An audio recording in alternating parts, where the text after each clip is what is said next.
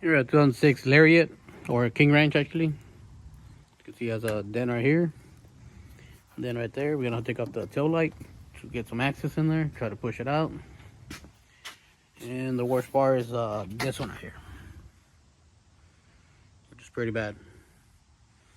We gotta be repainting the bed, doing some body work on here, which I'll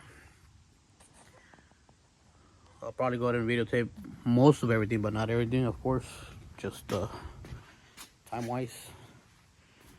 But what I'm gonna go ahead and do right now, I'm gonna take off the light, see how, if I can stick anything there to push this out, help me out a little bit.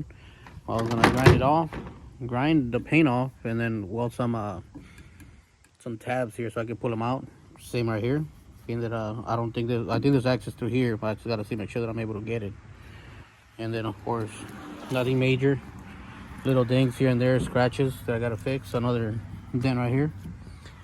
All right, so I'm gonna go ahead and get going, get this thing ready, and hopefully we can get it done here. I mean, it's like 6:45 right now here in Texas, so we'll see what I can do today, and then or tonight, and then we'll see tomorrow.